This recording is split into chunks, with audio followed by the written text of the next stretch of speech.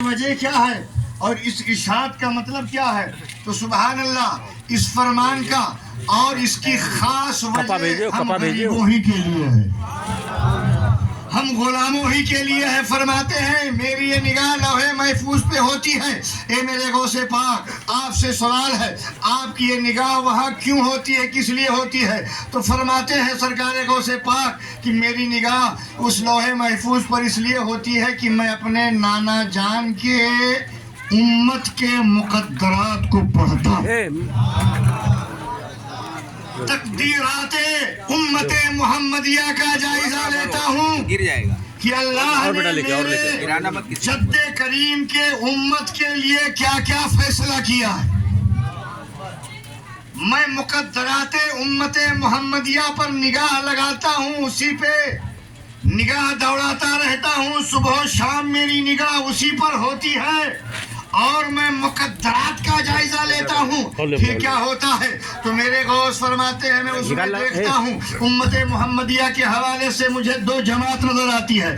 آقا فرماتے ہیں وَمِنْهُمُ السُّعَدَاءُ وَمِنْهُمُ الْأَشْقِيَاءُ، میں دیکھتا ہوں امت محمدیہ کی دو جماعت بنتی ہے، ایک وہ کہ جو سودا ہیں، نیک بخت ہیں، اچھے لوگ ہیں، سعادت مند ہیں، اور دوسری طرف میں دیکھتا ہوں کچھ ایسے لوگ ہیں جو بدعمل ہیں، بے عمل ہیں، شقیع القلب ہیں، شقیع العمل ہیں۔ مگر ان دونوں پر میری نگاہ ہوتی ہے تو پھر میں کرتا کیا ہوں؟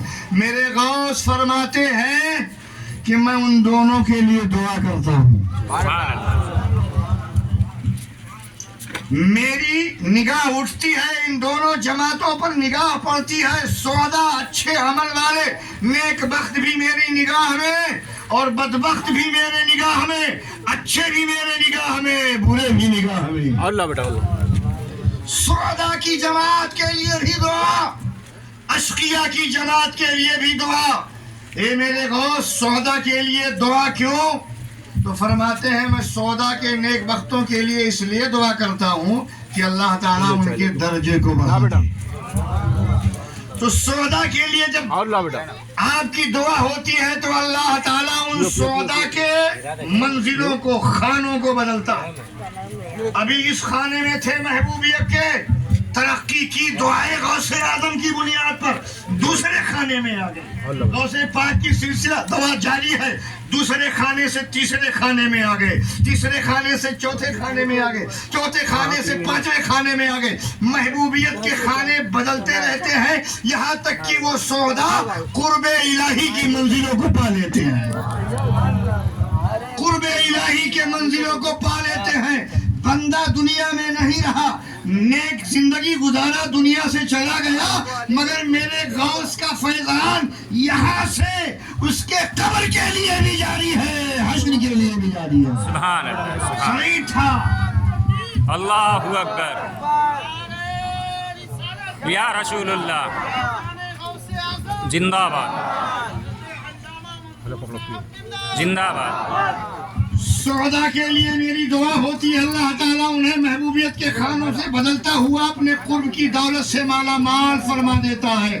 اور میری دعا پھر اشقیہ کے لیے بھی ہوتی ہے، یعنی وہ لوگ جن کے اعمال اچھے نہیں ہیں تو کیا ہوتا ہے؟ فرماتے ہیں میری دعا سے اللہ تعالیٰ ان کی شقاوت کو ختم کر کے سعادت میں بدل دیتا ہے۔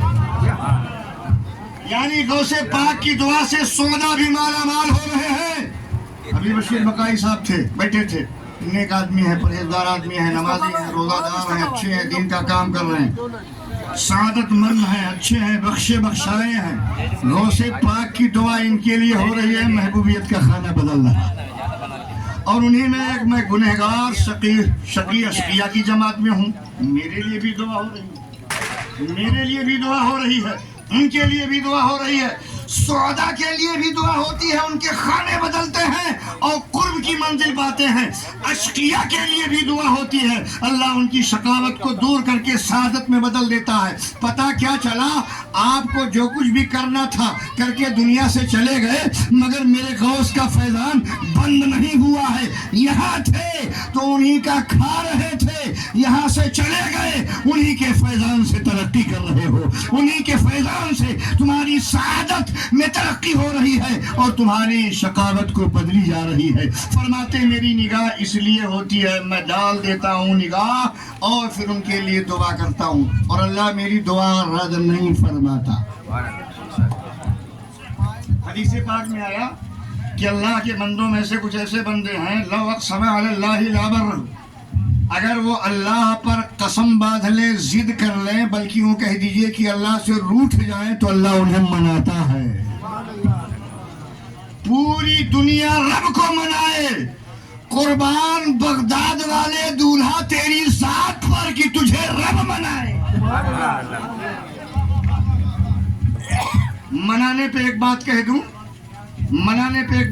फिर अपने असल मौजू की तरफ आता हूँ। मनाने के ताल्लुक से गौसे पाक रियासत की मंजिलों में से तकरीबन 15 साल तक अला इख्तिलाफ रवायत 25 साल आपने रियासत की ज़िंदगी गुजारी और बयाबानों का सफ़र किया आपने। फिर जंगलात का हाल ये हुआ कि एक ऐसा मौका आया कि आपने खाना पीना तर्क कर दिया और फिर उसी में आप गुजर बसर करने लगे। कहीं मिल गई पत्तियां दरख्तों की, उससे भूख मिटा लिया, दरिया का चश्मे का पानी मिल गया, उसे पी लिया। लेकिन हाल ये हुआ कि एक मौका ऐसा आया, कुछ मैसर नहीं हुआ। जब कुछ मैसर नहीं हुआ तो आपने कहा कि अब कुछ भी नहीं खाऊंगा,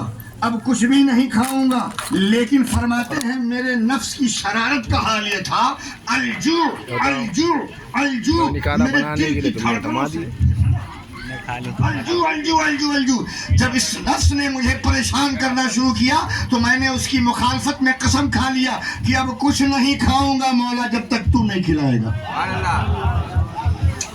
कुछ नहीं खाऊंगा जब तक तू नहीं खिलाएगा। फरमाते हैं मैं निकला एक बार इसी आतिशे जू में, भूख में जलता हुआ निकला कि चल के किसी शाहराह पर जाऊं और किसी काफले का गुजर हुआ हो और गिरी पड़ी चीजें मिल जाए, उससे मैं अपनी भूख मिटा लूं और कुछ पीने को मिल जाए खा लूं। लेकिन जब वहां